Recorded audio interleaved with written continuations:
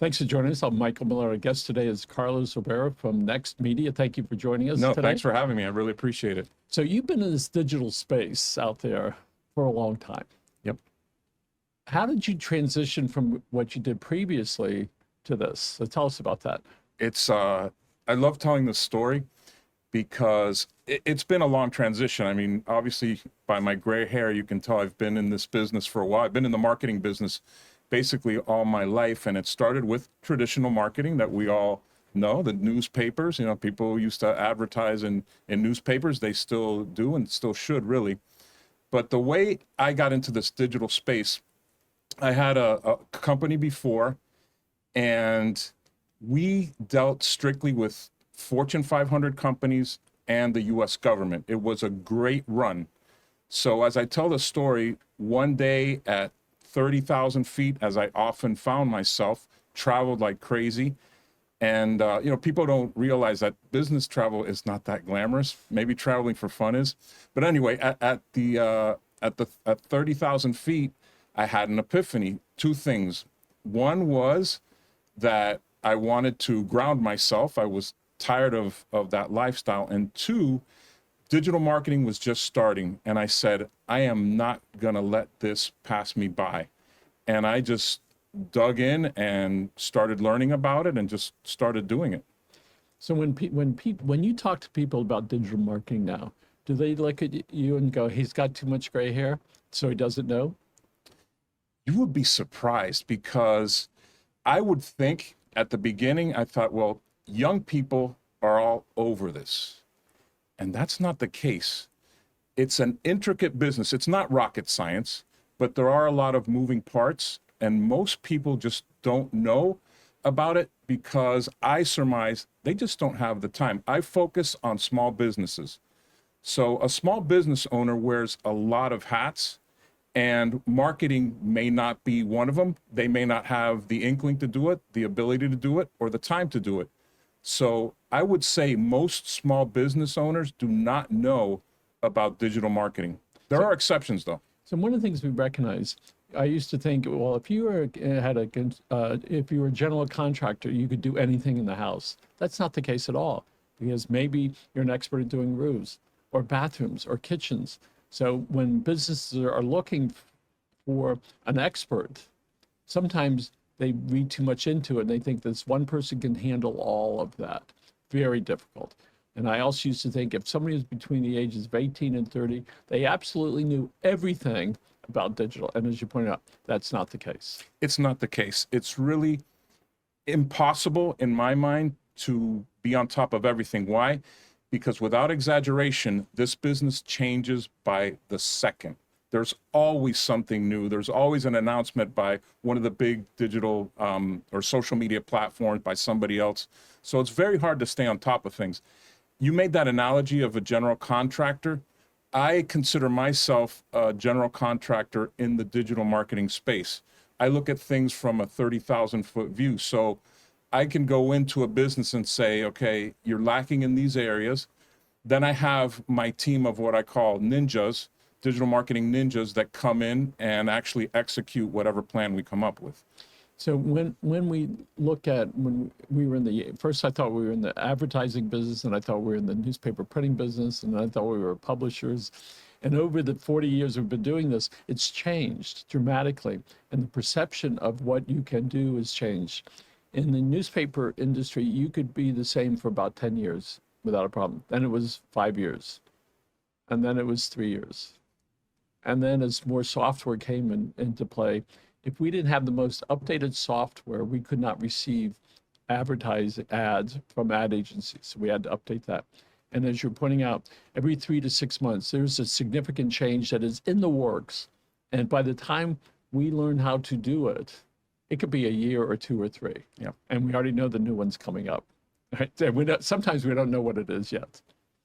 And so let's talk about when you're with the type of client that you would like. What did they look like? I don't focus on any particular vertical.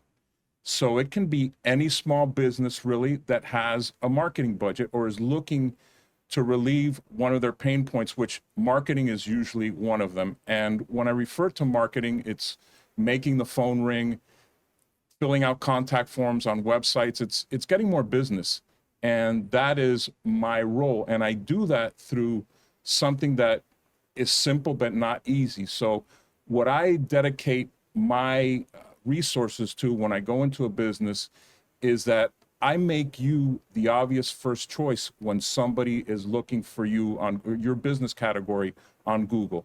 That's what I strive to do. So we know if you go to Google, you're going to look at these first couple things that are there, because if you start searching, you're going to spend whatever period of time it is. And then if you're down here, the odds of you, of a consumer of that product going down 5, 6, 7, it's not going to happen. And Google will give you the figures. If you're number 1, 2, 3, 4, 5, if you're on the second page of that, it sort of disappears. Yeah, you know, there's a saying in my business that goes like this: the best place to hide a dead body is on the second page of Google. So I'm exaggerating a little bit because some people do go through the second page. Very tough for them to go to the third page. But, you know, I spoke about leads, and it goes deeper than that, because once you get those leads, what are you going to do with them? So, you know, my company gets involved with the back end of things as well. That is vitally important. If you go to a fancy restaurant, whatever that means nowadays, Right. and you walk in the front door, that's a consumer going in to spend money. His experience, put aside getting to the door, we walk in, it all counts.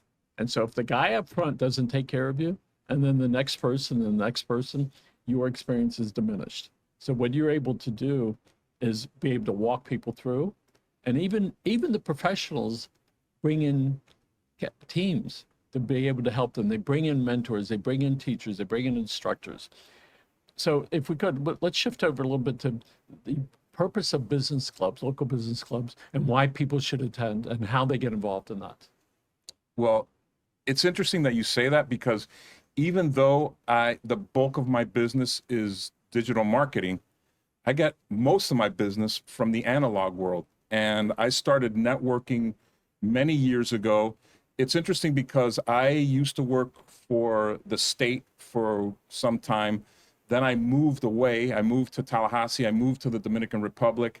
And really, I didn't. And then this career as a consultant to, you know, large companies and the government, I wasn't around. I wasn't around to network. And, you know, when I came back, it was a hard landing. It was a hard landing because I really knew nobody. From 30,000 feet From down. 30, yeah, that was a very hard landing. So I started to get into networking and different groups, and I started to develop business that way. So it's more than just developing business, though, because to me, I like to say the worst thing that can happen when you join a networking group is you're going to make some new friends. And that's the way it's turned out. I've obviously gotten business from it, referrals, direct business from other members. And it's just a matter of finding a networking group and just going and see if it's for you, see if you're a fit. And again, lots of people don't know quite how to behave when they go to a business group. And that leads us to the next part, which is about artificial intelligence. So if people don't have somebody that can guide them, I'll bet if they said, what should I do when I go to a business club, all right? But the big picture stuff, if folks have not been doing that, they need to find somebody that can help walk them through. And it's typically by referral. It is by referral. And as far as, you know, what you're supposed to do, how you're supposed to act, there's all kinds of stuff on the internet, but it really varies because every group is different. So for example, the group I'm involved with, one of them anyway, Profit Inc. Profit Inc., I was attracted to them because, and what we like to say is, we take our business very seriously, ourselves, not so much. It's a really great group.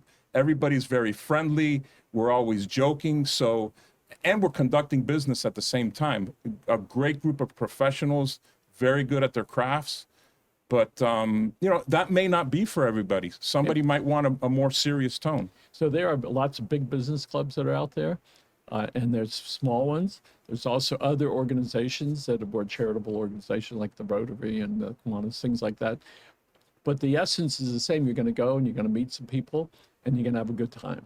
And if you get some business out of the non-civic stuff, all right, that's great. Most of the people that join the Rotary, they do it that they want to give.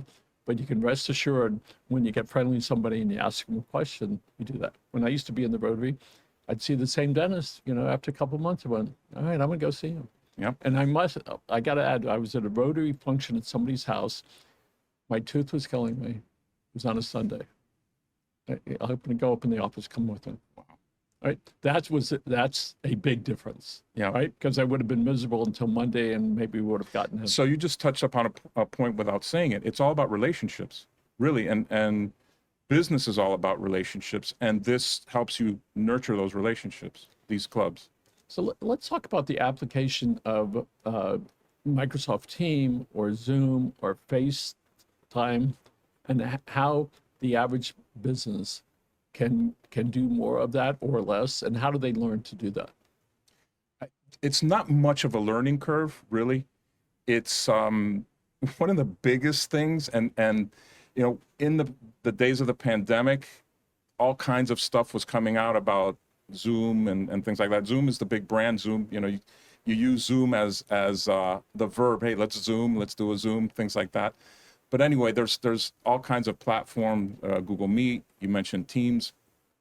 The one thing that they mentioned that was so interesting to me was that the hardest thing and what fatigues you is that you're not just looking at other people, you're looking at yourself on screen as well.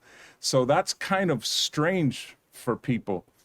But at the very beginning, I think it was kind of a little bit out of control because there was no established etiquette. 10 people would talk at the same time and things like that. And I think it's become really an acceptable form of meeting. I use it every single day with clients, with vendors, things like that. So it's become an acceptable way to do business. Now, I'm old school. I always prefer face-to-face, but Zoom works. So one of the things that we recognize, I think there's a place for all of that, meaning face-to-face, Zoom, group meetings, going to hear some speakers. There as you know, we put on events frequently at a local restaurant.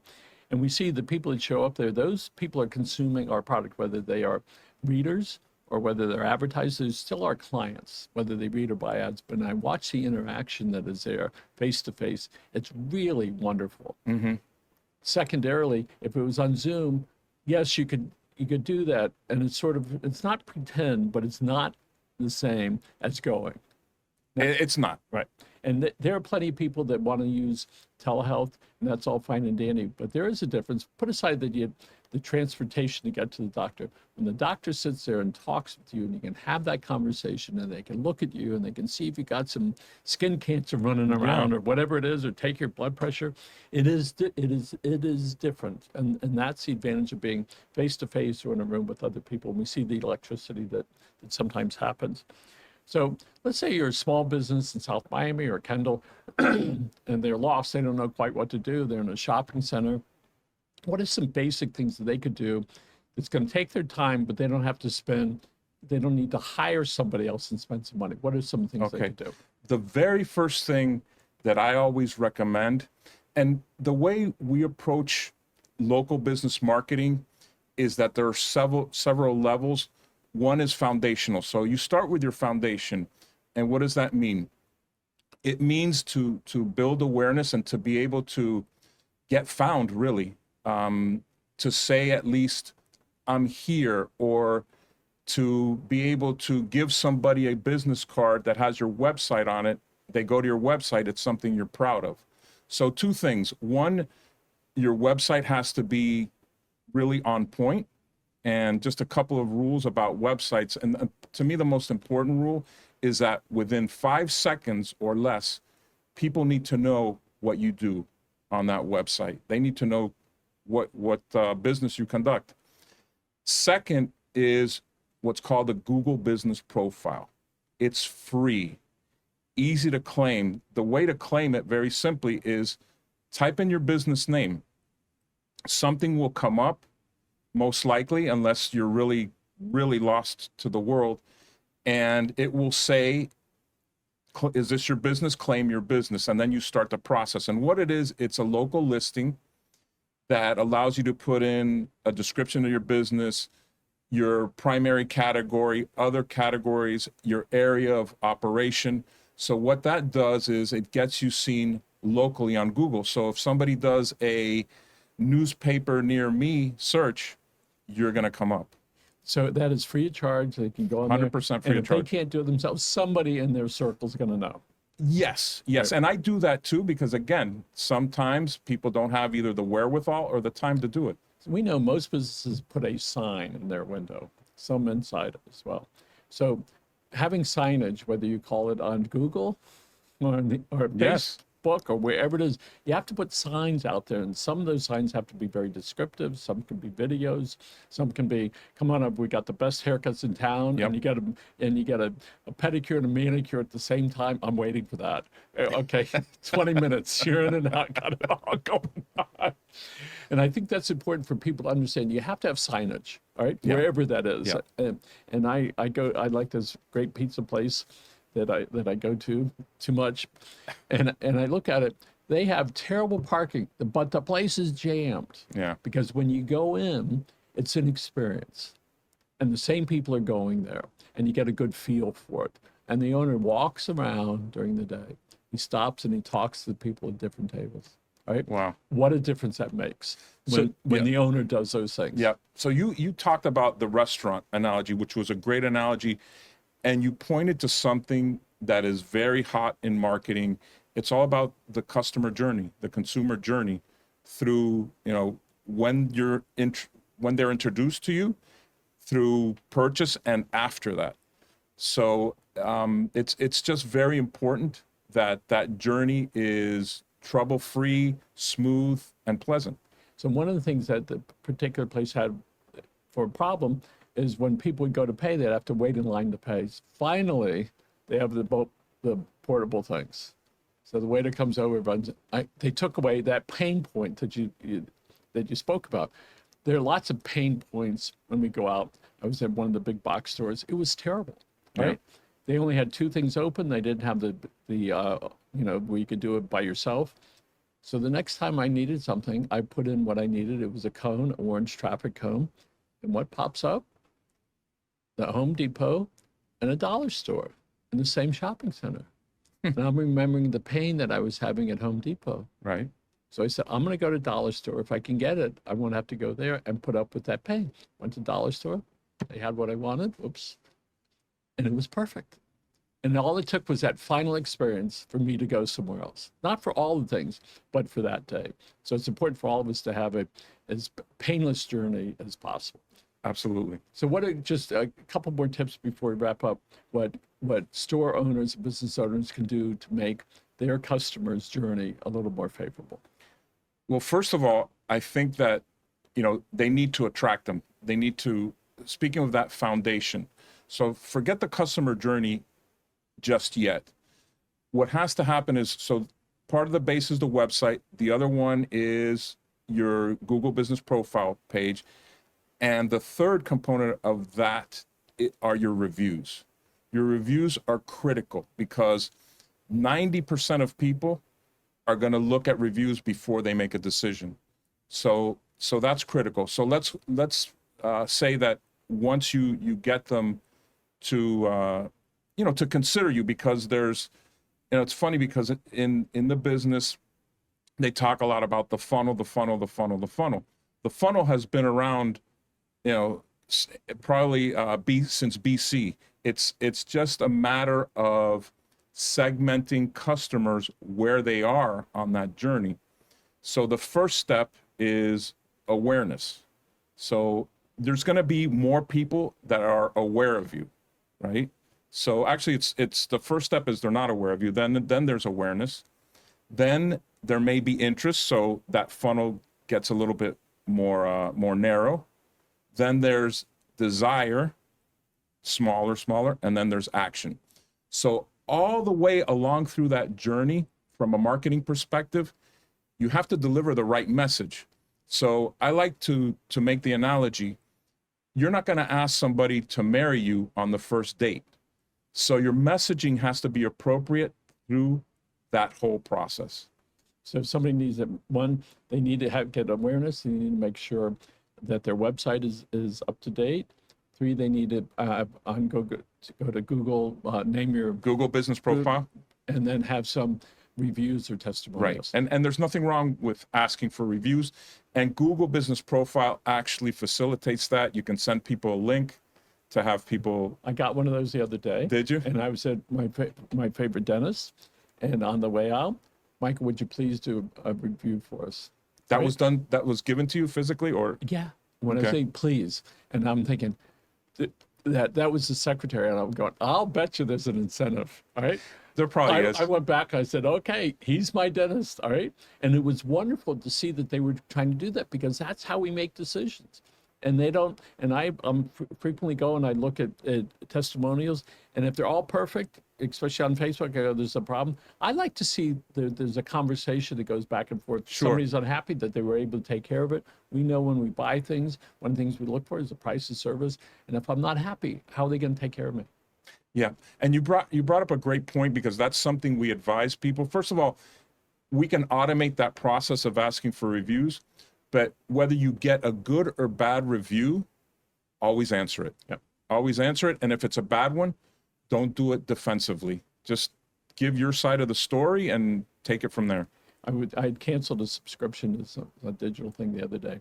And I said, I need to cancel it. She says, well, she writes, go here and here. I said, I can't figure it out. Would you do it? 5 minutes later, we've gone ahead and canceled. We're sorry to see you go, et cetera. And it was wonderful. I didn't have to get frustrated and trying Right. to cancel. And I'm looking around. I couldn't quite see it. I know it was there somewhere. So anyway, so people need to take care of their business, take care of their families. And Carlos, thank you very much for being here. My We pleasure. Appreciate your time. Always a pleasure. And folks, thanks for being here, and take care of your families and have a great day.